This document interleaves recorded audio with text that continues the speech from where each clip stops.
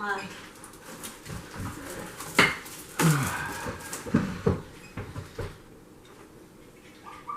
Maybe I'll make the hair look a little better. Hey, book readers. Welcome back to Books I Read. I'm Sheila, and I'm so glad you're here. This is your finale of the Well-Met Buddy Read. Da, da, da, da. Da, da, da, da. And as you hear, my husband's here. And hopefully I don't get so focused into the Buddy Read and talking to you guys that I don't let my husband speak. It's all good. It's good. Alright, anyway. I just get so, like, just wanting to spew info. Alright, anyway, I'm glad this book is done. Alright, chapter 16, To the End, or Epilogue. Emily and Simon are together. They're kissing. Did it seem like all of a sudden it moved really fast to you guys? I told you. I told you. Mary said it too, I think. My husband said it, and he hasn't even read the book. But I just feel like it went from... And I know this happens in reality. I know my husband and I kind of got together kind of fast as well. But this is a book. And we read books to escape. And we read books to do better or learn how to do better. You know, give us morals and lessons and stuff, right? Somewhat. I mean, I would think so. Maybe, maybe not. I don't know. But that's what I'm always thinking, that the author is going to tell us how it should be, or how, I don't know. I don't know. Maybe that's my brain. People either read books to escape, most of the time. Find something better than what their life is at that point in time. Exactly. Or to, as you put it, escape and go to another realm somewhere, like I do, which is what I do. Yeah, that's what I do. I use books to escape because I want, you know, something's not good in my life and I want better, and I would like to bring that better into my life. I mean, that's what I'm thinking. But anyway, it just seemed like it moved really fast between Emily and Simon. And I felt like, okay, so he got her in bed. So now it's all good, right? Now he's this, I don't know, I just feel like he changed once he got her in bed.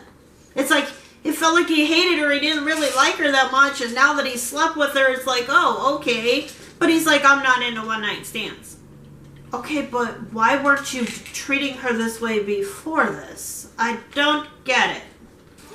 And I understand now also how my brain at 50, or almost 50, I'll be 50 in May, but how I would have thought different at 20 or 30, or how I would have seen this book differently when I was younger. And maybe some younger people would or think that differently, and or maybe just because, you know, different years you're born, which there's nothing wrong with that. I don't know why people make such a big deal about that. Well, people have different beliefs from the years that they were born or what they lived. I don't know. But anyway, my whole point is, let's not get sidetracked here. So I just feel like all of a sudden Simon thinks, oh, I love her. Woo, it's perfect. Is he in love with her, or is he in love with her?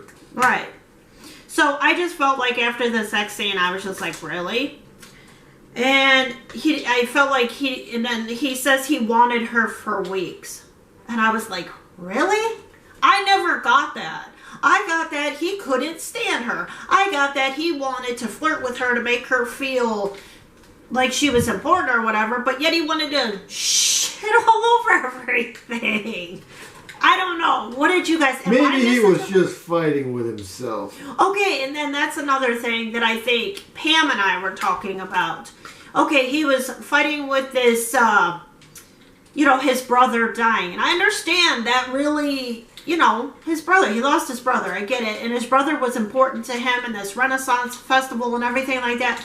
But wasn't his brother dead for like a year? And you're still going to treat this pretty girl like crap? So either you're into her or you're not into her. Chloe syndrome. Why? Alright, anyway. But now, all I said was, now Simon's into her. So what did you all think? Did you feel that way? I was just like, run, Emily, run! Get away! Run away! He's got issues! Man's got a library. Are you kidding me? Yeah, right? Forget that. Alright, so then in chapter 17, do you guys have a recommendation for a good book with a good romance build-up and a good sex scene? This one sucked. This just wasn't it for me. All right. I still think he needs a therapist. I mean, or was it counseling? Or was it he just needed sex? Was that it? He just needed sex, and now he's all better. Makes me feel better. Maybe it makes us all feel better. All right. Anyway, and then Simon's parents. She's like. She has this resentment against Simon's parents because his parents took off after their one son died and went on and did their thing. But hello, Emily, hello, his parents left him the damn house. They put the deed in his name. They gave him a house. They're like, we're done with you. Have a house, we're gone. Well, his mom was messed up. That was her son. And I understand he's her son too, but you're in your 20s and mom needed to grieve, and maybe she was afraid to grieve around you, Simon, because she was afraid she'd take it out on you. I don't know. Everybody has to grieve in their own way. You know what I'm saying? Of course you do. I do like April, though. I did like April a lot. April made me laugh or chuckle. I liked April's advice. I thought it was funny that April knew what Emily was doing with Simon, that, you know, she's like, yeah, so how'd it go last night? I thought that was great. I thought April was pretty cool. She's the only one I liked in the book. April was pretty good. All right, and then chapter 18. So now we've got Simon was crushing on her the whole time. I'm sorry, I never felt that way. Simon is different now, obviously, what I just said. And now he's going to woo her ass off. Really? Now you're going to woo her? Why weren't you wooing her before? Okay, even though you and I... Is he wooing her after sex? Yeah, after they've had sex, now he's going to woo her because she's never been Hey, but friends, okay, we're back. My battery died, had to charge it. While it was charging, we did our errands. Now we're back to finish this video. Chapter 18. So, I liked April, and I just didn't care for the hookup. I didn't care how fast it went. Simon seemed like he wasn't into her that whole time, like he was troubled by his brother's death. Right. And I do have my husband still.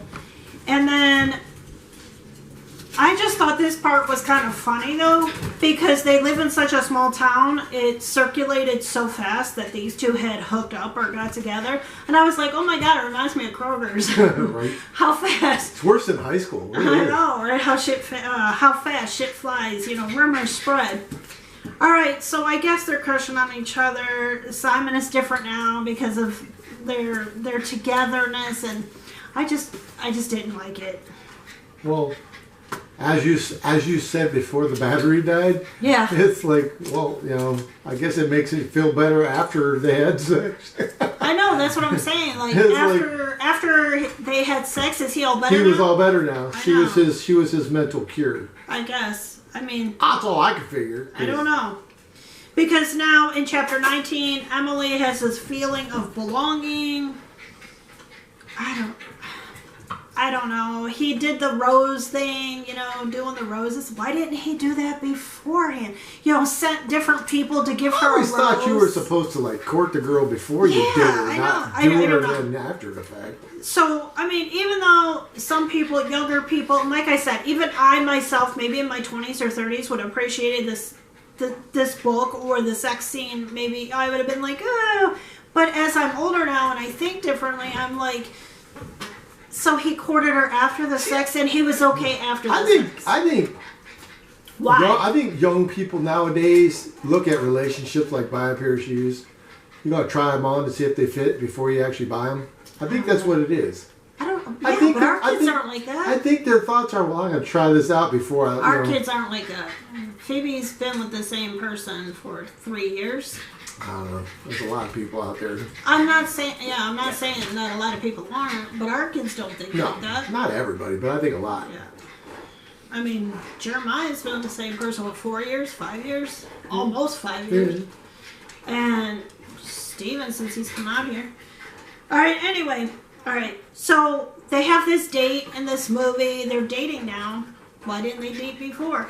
The roses thing, and I don't know. You guys, I just think it should have been backward, especially since it's in a book. I understand reality might be a little bit different. People do things different, as my husband was just saying. You know, maybe people do things different, but in a book, you're not expecting that. At least I'm not. I'm expecting an escape from reality, the way reality is or could be. All right. Anyway, in chapter 20, basically, all I said is Simon is less of an asshat now. And they decide that they like each other. I just thought that was weird. And chapter 21, is Emily leaving or is she going to stay? Of course she's going to stay in town. She's got Simon now, right? She's going to leave. And Chris now has promised her the store because Chris is going to go take care of her mom in Florida, whatever. Chris is leaving, so now Emily's going to take care of the store. How convenient. Like, we didn't see that coming. I still think Simon is an asshat. I still think he needs a therapist. And I still think he has issues. And in reality, you need to run, Emily. But in a book, go ahead. It's going to be a happily ever after, right? She's dating Hannibal. And I don't know. Emily's going to stay. It's all going to work out, right? Chapter 22, I still like April. I still think she's hilarious. I think she had great advice. Stacy, I think, was a pretty good friend. Emily, what do I say? I think I like how April, Emily's older sister, she seems like a good big sister. She seems like she's trying to steer Emily in a good direction. And, you know, maybe they're all right. Maybe Simon will get better. Maybe he will seek a therapist. Maybe they will let go of everything and it'll be a happy-go-lucky story. I just didn't care for it very much. And then, of course, I thought it was pretty cool that Emily was, being that it's such a small town and everybody knew each other, I did think that it was pretty cool that Emily was like, hey, Simon needs a friend, somebody that he's known for a while to help him with that fair.